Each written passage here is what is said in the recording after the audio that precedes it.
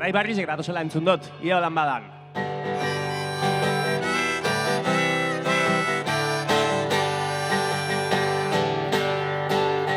Zaudeten lekutik erdu bere ala, eta onartu urakora datozela, laster zaudetela denak mela-mela. Galez daden zuen garaia, hasi igeriaren edo ito ez dela garaiak aldatzen baitira.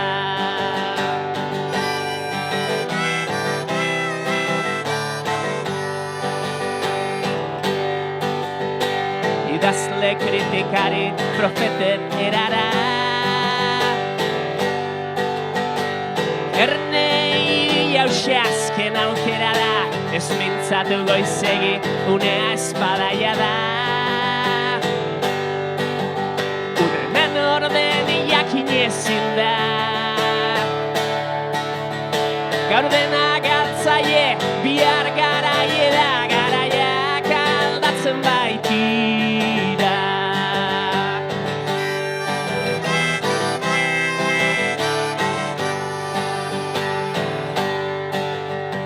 Erdu senatariok kongresuko jendea, ezkeratu atean ez eten bidea, azkena ez baita zaurik gabea. Kanpoko gerra hurbiltzen ari da, birrinduko du leio hormen tartea, garaiak aldatzen baitira.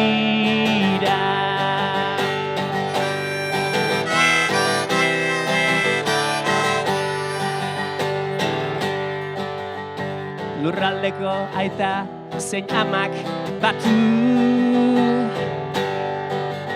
eta gulerte zinik ez kritikatu, seme eta alabak ezin menderatu. Zuen bidea sartzen ari da, onartu ezik berririk ez hartu, garaiak aldatzen baitira.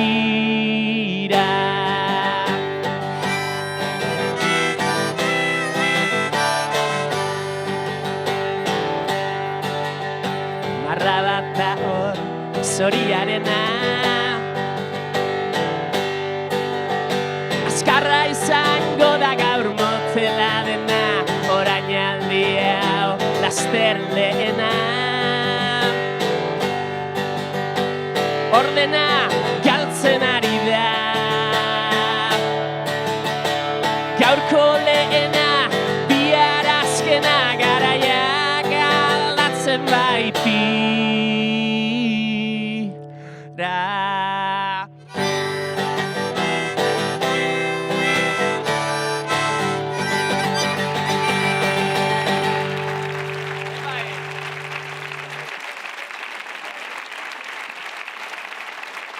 Ilusio olatu bat abil gure herrian, eta aldaketa nahiak hartu ditu auzo, ospitale eta fakultateak.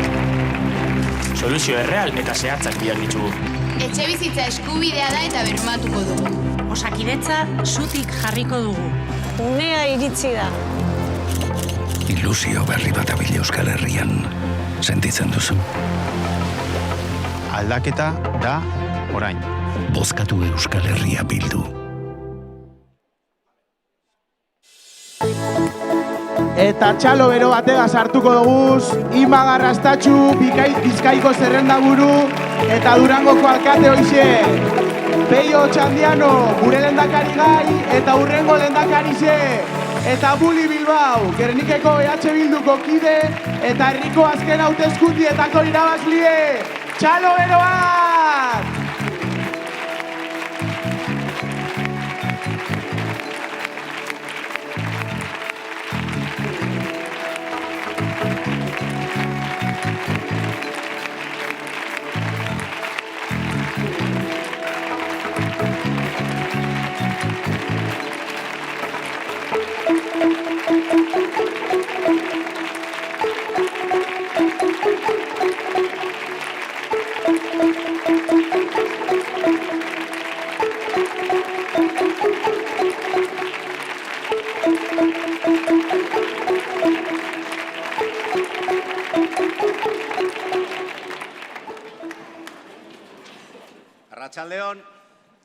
Arratsaldeon Gernika Lumo, arratsaldeon Busturialdea, eta arratsaldeon guztioi hemen Geugaz plaza honetan egoteagatik.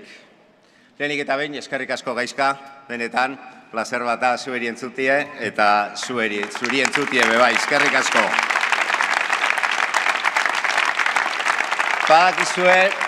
Badakizue plaza hau neuretzako berezitxu edalaia, eta zuekaz berbeiteko eta zuekaz batzeko bada, apur bat berezize hau, nino, oso berezie da.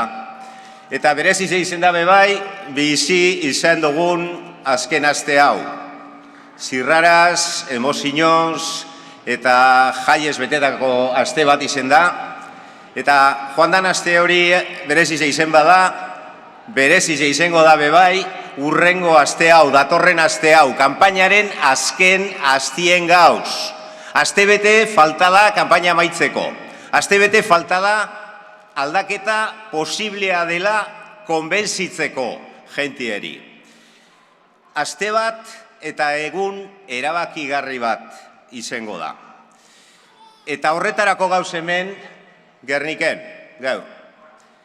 Eta parkatuko doztazue, baina Gernike ez da edonon.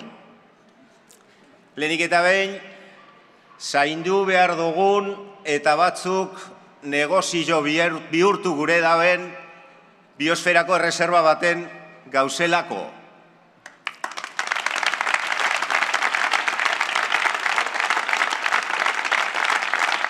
Eta Gernika ez da edonon,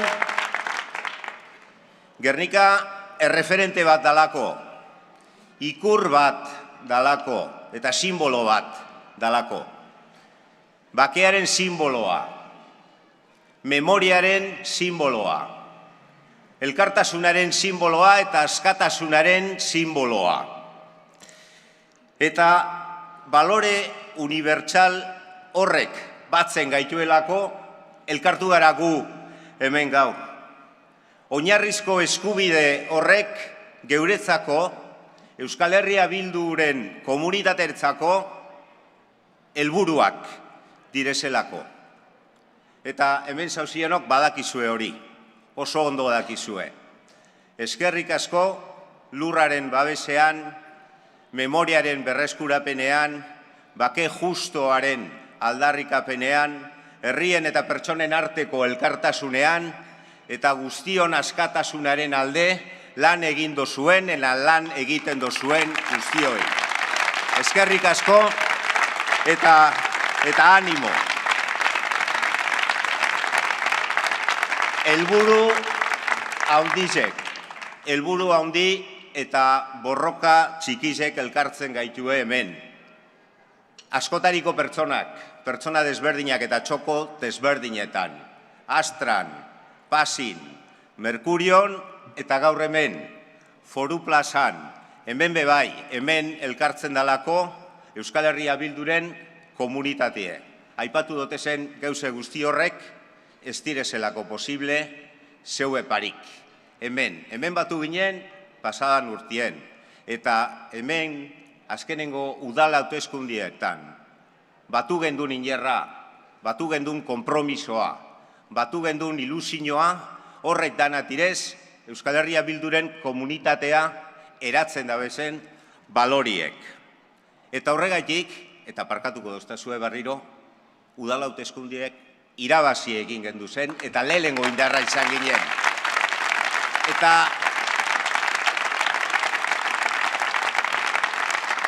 apirilaren 21 barriro irabaziko doguz. Geroz eta gehiago garelako, Gerniken, geroz eta gehiago gara Busturialdien, geroz eta gehiago Bizkaizen, eta geroz eta gehiago Euskal Herri osoan. Geuriet irezelako, pertsonen bizitzak duintzeko eta hobetzeko proposamenak. Guztiontzako proposamenak. Eta hori, eta horrek, bakarrik dire posible, gure komunitatearen laguntzarekin.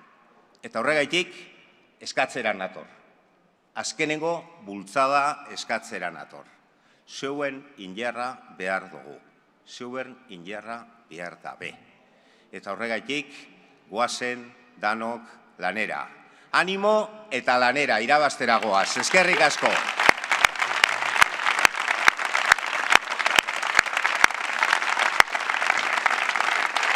Eta beraz, ongi etorri danok ekitaldi honetara, eta orain aurkeztu, edo behintzet, berba emango deutzat, Euskal Herria Bilduren Bizkaiko zerrenda buruari. Ima Garrastatxu Urbanejari.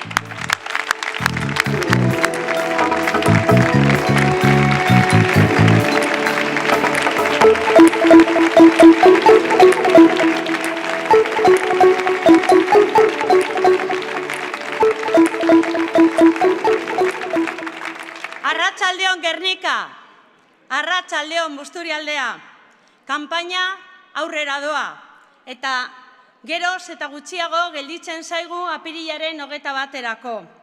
Aste honetan, herri askotan egon gara eta zintzoa izango naz. Egon garen toki bakoitzean ilusioa somatu dut. Ikusi dut indarra, ikusi dut gogoa, ikusi dut posa. Horixe delako EH Bildu familia handi bat, herri hau eraldatu nahi duen familia handi bat. Ikaragarrizko lana egiten ari zarete, egiten ari gara. Baina egingo duguna apirilaren 21 merezi dau. Merezi dau egiten ari garen esfuerzo eta lana. Lanak bere emaitzak emango dituzte apirilaren 21. Gehiago izan behar gara eta izango gara. Ez dago zalantzarik.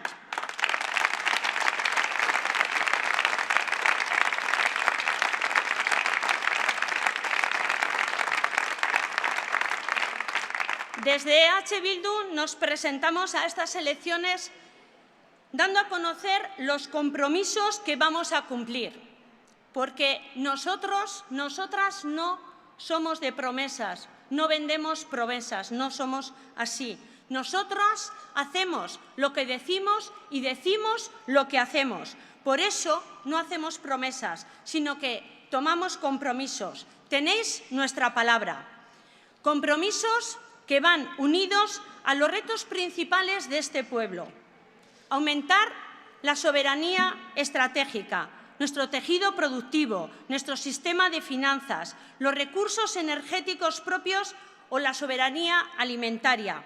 Avanzar en estos ámbitos nos hará más libres y nos hará avanzar como pueblo. Avanzar para aumentar el bienestar social, poniendo de nuevo en pie Osakidetza, reduciendo las listas de espera y reforzando la atención primaria y reforzando la atención, la salud mental. Creando un sistema vasco de cuidados para ponerlos de una vez por todas en el centro, dándoles la importancia que se merecen y que todavía no se les ha dado. Y trabajando en el ámbito de la vivienda, limitando los precios del alquiler y creando un parque de vivienda pública.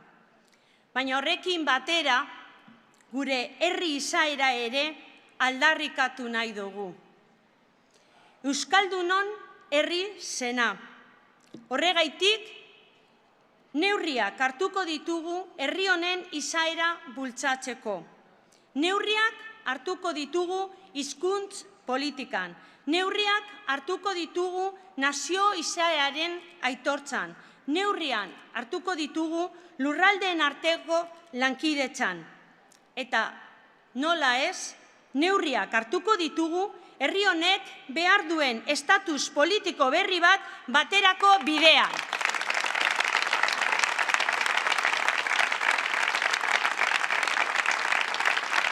Hauek eta askoz gehiago dira hartzen ditugun konpromisoak. Ez EH Bilduren direlako soilik, baizik eta gure herriaren etorkizuna marrazteko beharrezko diren konpromisoak direlako. Gobernatzen dugun tokietan, eta ni Durangoko alkate izan da, badaki zer esaten dizuet, argi usten dugu ambizioa badagola, gogoa badago, gauzak beste era batera egiteko badau gogoa eta egin daitezke. Politika herritarrekin batera egin daiteke, eskutik emonda, herritarron bizitzak hobetzeko. Horregaitik gara lehenengo indar municipalista. Ez daukagu presarik, baina ez zaigu faltako ambiziorik. Hori argi daukago. EH Bildu da une garrantzitsu honek eskatzen duenaren definizioa. Desberdintasunak alde batera ustea eta elkarrekin jardutea. Herri gisa ditugun arazoei aurre egiteko. Eta horregaitik gora eta gora egiten ari gara. Gero eta gehiago gara. Eta horregaitik izan nahi dugu gehiago.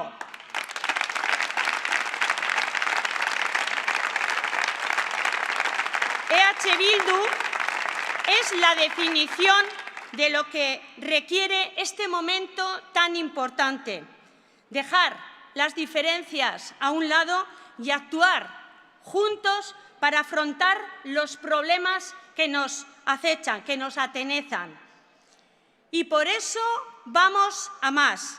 Cada vez somos más y por eso queremos ser más. Orain da momentua, gure momentua da, aldaketa garaia da, aldaketa da orain.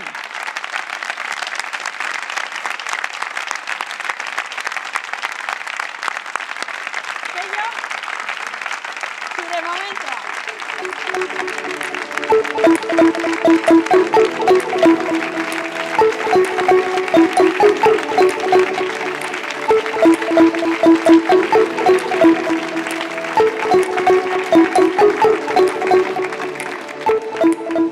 Arratsaldeon, Gerrik, arratsaldeon guztio eta mila esker gaurko ekitaldi hontara hurbiltzearren.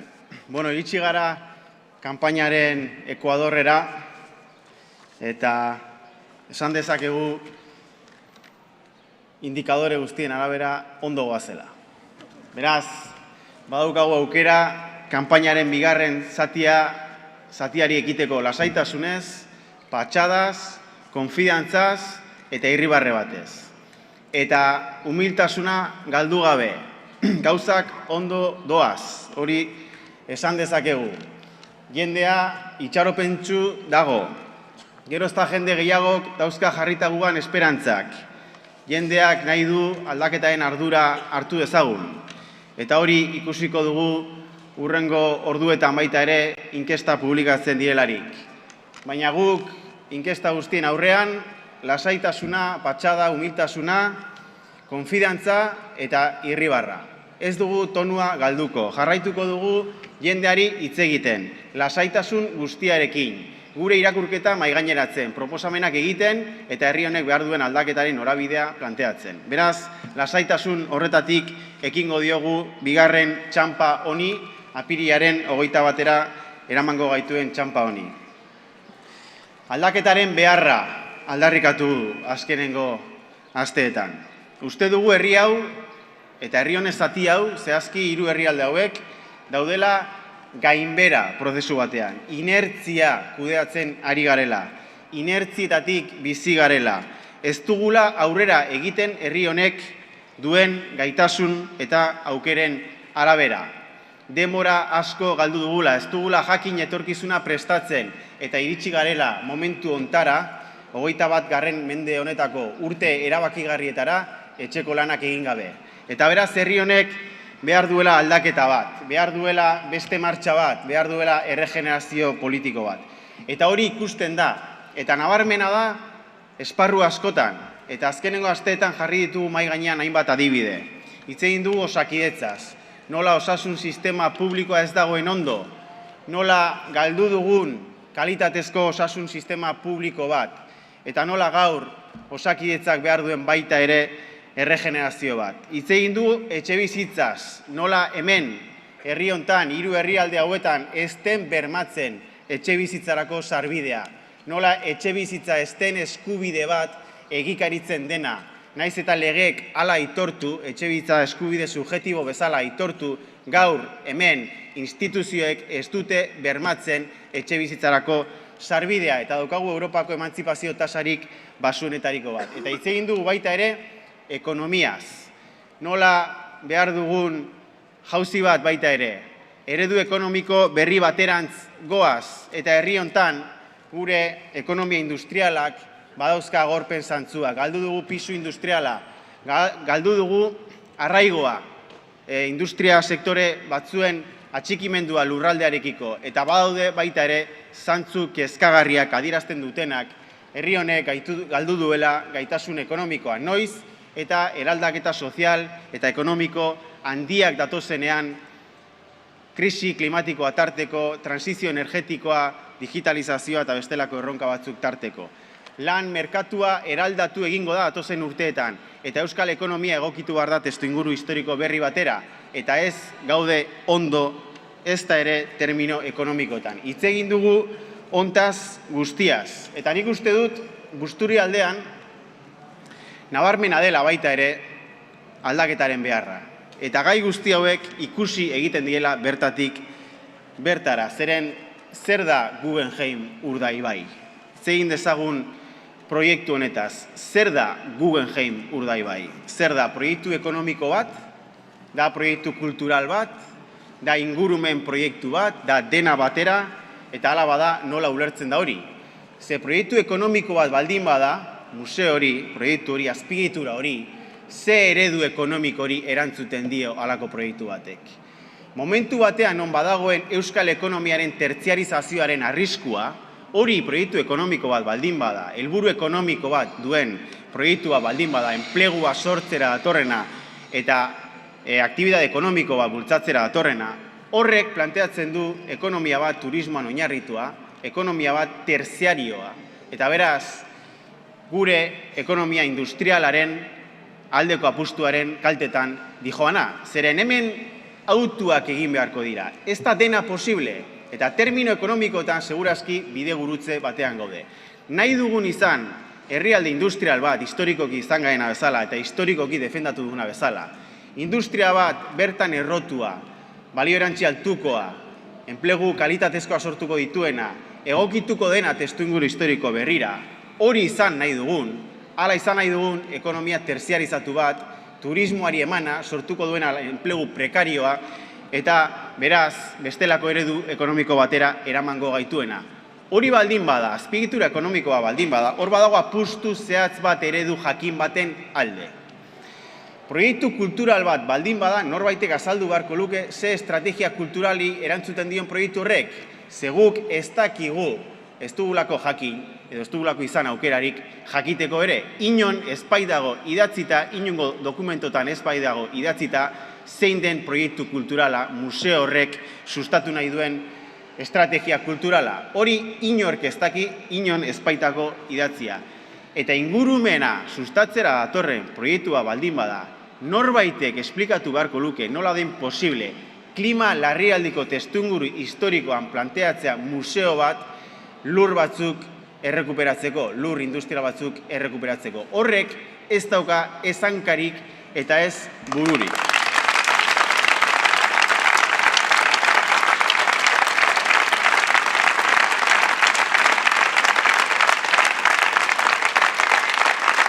Eta beraz, proiektu horrek adierazten du nola ez gabiltzan asmatzen egokitzen gure ekonomia eta gure politika ekonomikoa garai berrietara eta inertziek eramaten gaituzten.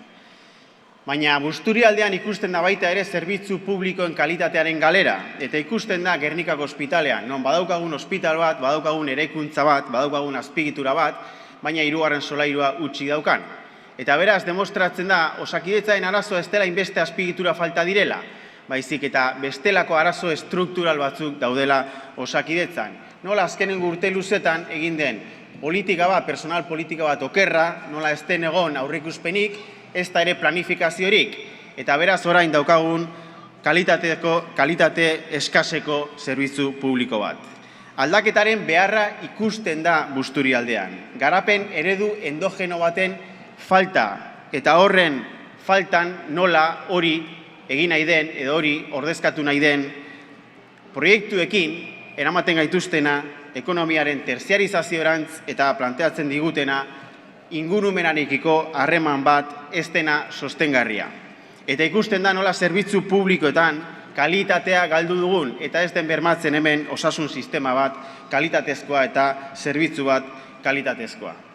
La necesidad de un cambio, de una regeneración, de un revulsivo, se ve claramente hoy en Busturialdea y se ve claramente por la falta de una estrategia de desarrollo endógeno que sea capaz de ofrecer prosperidad, que sea capaz de ofrecer un futuro económico a esta comarca, y a falta de una estrategia de desarrollo endógeno se plantean proyectos que responden a un modelo económico terciario que ponen esta comarca al servicio del turismo. En consecuencia, plantean puestos de trabajo precarios y un modelo económico que no es el que históricamente ha tenido este país, que ha sido un modelo económico industrial de alto valor añadido y que ha sido capaz de generar puestos de trabajo de calidad.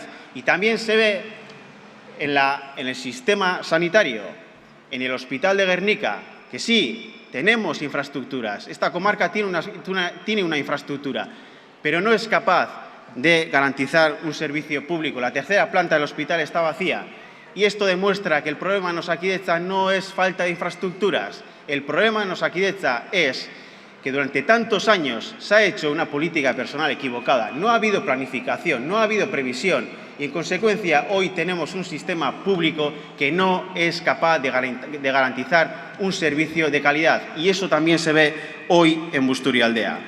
Behar ditugu 21. mendeko politika publikoak. 21. mendeko politika publikoak gai direnak kalitatezko osasun sistema publikoa bermatzeko, gai direnak etxebizitza eskubidea bermatzeko eta gai direnak eredu ekonomiko berri bat martxan jartzeko. Hori da behar dugun aldaketa, eta uste dut Busturialdean ere ikusgarria dela aldaketa horren beharra. Baina zer da aldaketa? Zeri deritzogu aldaketa? El cambio consiste básicamente en gobiernos con propósito, que sean capaces de plantear un proyecto de país que recoja un mandato popular que existe por parte de la sociedad vasca en estos 3 territorios, que es un mandato popular que plantea avances en soberanía, avances en mayor autogobierno, avances en nuestra capacidad de decisión y avances también en políticas públicas más igualitaristas y más progresistas. Ese es el mandato popular que existe por parte de la sociedad vasca en estos 3 territorios. Gobiernos con propósito son aquellos gobiernos que recogen ese mandato popular y plantean un proyecto de país a medio largo plazo, porque no se puede gobernar en este siglo XXI, en estos años ya decisivos del siglo XXI, sin un proyecto de país a medio largo plazo. Gobiernos con propósito que tienen proyecto de país y que gobiernan en base a la cooperación, que dejan al margen intereses partidistas cortoplacistas y que son capaces de cooperar entre diferentes, porque aquí la cuestión principal no es entre 2 modelos, la cuestión principal está en torno a un proyecto de país, a un modelo de país que necesariamente vamos a tener que construir entre diferentes, porque este país no se puede gobernar, y esta parte del país en concreto, no se puede gobernar con mayoría absoluta, pero tampoco se puede gobernar con coaliciones excluyentes y con pactos exclusivos. Por lo tanto, estamos llamados a la cooperación, estamos llamadas a cooperar, y nosotros y nosotras estamos dispuestos a plantear una política que se base en la cooperación entre los partidos políticos, pero también con los agentes estratégicos de la sociedad vasca. Eta Gernikan oso evidentea da aldaketa zer den aldatu behar dena. Oso argi ikusi da, oso ondo ikusi da aldaketa baten beharra. Ze Gernikan hause bera gertatu da, azkenengo hauteskunde municipaletan. Herritarrek mandatu bat jarri zuten mahai gainean eta aldaketa bat planteatu zuten. Gernika bazegolako paralisi egoera batean. Eta bazegoen konsensu bat, gauzek ezin zuten horrela jarraitu, inertzia horrekin apurtu behar zen, aldaketa bat behar zen. Eta hauteskunde batzuk izan ziren, eta emaitza batzuk jarri ziren mai gainean. Eta herritarrek esan zuten, EH Bilduk lideratu behar zuela aldaketa hori. Eta EH Bildu prest egon zen aldaketa hori lideratzeko, modu kooperatiboan. Eta planteatu zuen alternatiba bat, desberdinen artean, alternatiba bat jartzeko, ordura arte Gernikan egon zen proiektuari, egon zen gobernantzari. Eta herritarrek babestu zuten aukera hori. Baina ez zen posible izan, edo orain arte bintzat ez da posible izan. Ez bertako eragile politikoak ez daudelako prest, baizik eta beste norbaitzuk hartu zutelako aukera hori oztopatzeko erabakia despatxu baten interes partidistak lehenetsiz eta ez herritarren interesak lehenetsiz.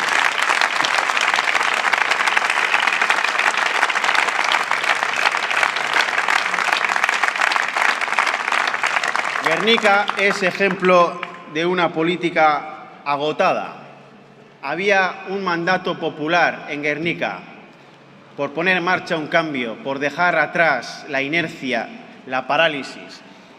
Y hubo unas elecciones municipales y se expresó ese mandato popular. Y la ciudadanía planteó que tenía que ser EH Bildu la que tenía que liderar ese cambio, porque ganamos las elecciones. Y nosotros y nosotras estuvimos dispuestas a liderar ese cambio de forma cooperativa entre diferentes. Hicimos propuestas en ese sentido. Y había posibilidades de hacerlo. Pero ese cambio no ha sido posible porque algunas han decidido prevalecer o hacer prevalecer los intereses partidistas por encima del interés de la ciudadanía y han tomado una decisión muy lejos de Gernika, en un despacho cerrado, para que las cosas sigan igual, para que Gernika siga sumida en el parálisis y que el cambio no sea posible. Pero esa es una decisión que responde a intereses exclusivamente partidistas. Eso representa una política agotada, porque rehúye el mandato democrático, porque niega el mandato popular, porque pone en el centro intereses partidistas y porque impide un cambio que es absolutamente necesario, absolutamente demandado por la ciudadanía. Ahí está, ese es el ejemplo de una política agotada. En Gernika se ve claramente cuál es el cambio que se requiere. Oso argi dago, Gernikan behar den aldaketa berdina da, hiru herrialde hauetan behar den aldaketa. Ezin dugu inertziarekin jarraitu, aldaketa bat behar da. Aldaketa bat eramango gaituena beste politika batera. Politika bat gai izango dena herri proiektu bat mahai gainean jartzeko. Eta akordio politikoak herri proiektu horren arabera egiteko. Hori da behar dugun aldaketa. Eta aldaketa posible da. Posible da. Eta aldaketa orain da. Ez da 4 urte barru. 4 urte barru agian berandu izan daiteke. Erabaki batzuk orain hartu behar direlako. Eta erabaki batzuk orain hartzen ari direlako. Eta uste dugu herri honek badaukala anbizio nazionala, martxan jartzeko, beste ritmo baten, gure aukeren eta gaitasunen arabera jartzeko martxan herri hau. Badaukagu anbizio nazional hori, eta anbizio nazional hori ikusi egiten da aukera daukagun bakoitzean. Badaukagu anbizio nazionala, sortzeko herri bat, askoz ere berdinzaleagoa, feministagoa, euskaldunagoa, kohesionatuagoa. Anbizio nazional hori badago.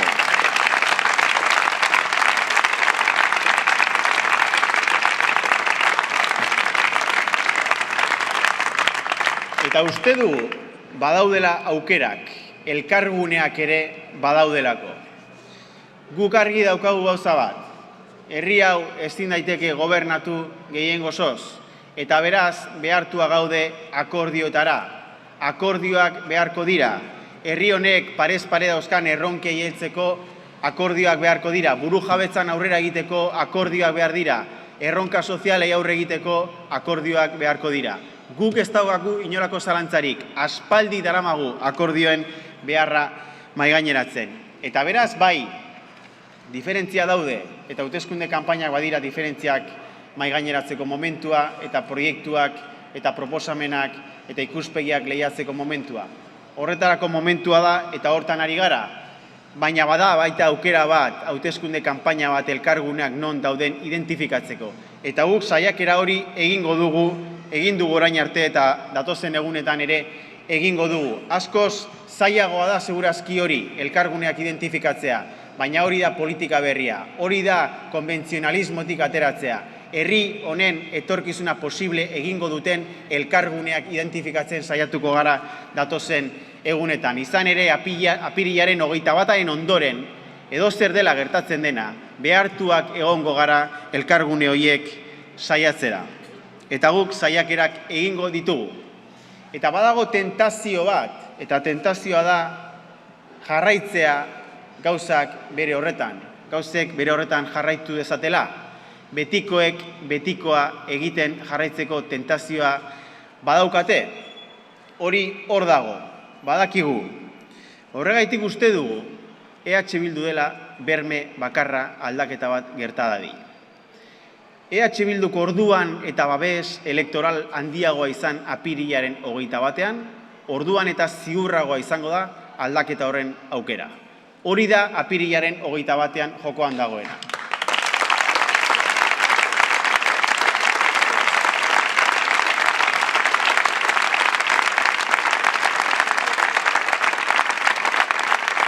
Beraz, posible da beste politika bat, herri proiektua jarriko duen ardigunean, kooperazioaren bidez jarriko duena herri hau martxan. Posible da, eta tentazioei ateak ixteko ezinbestekoa da EH Bilduk apirilaren 21 bere historiako emaitzik onenak ateratzea. Orduan eta indar handiagoa izan, orduan eta ziurragoa izango da aldaketaren aukera. Eta aldaketa da orain behar dugu herri hau martxan jarri bere aukeren eta bere gaitasunen arabera.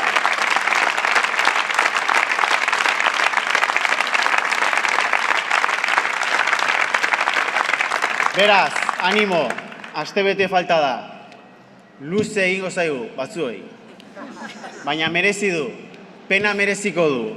Apirilaren 21 gau magiko bat biziko dugu, eta hortik aurrera ezer ez da berdina izango hiru herrialde hauetan. Beraz, merezi du, animo, auzoz auzo, kalez kale, etxez etxe, bozka eskatzera aldaketa martxan jarri dadin. Gora gutarra!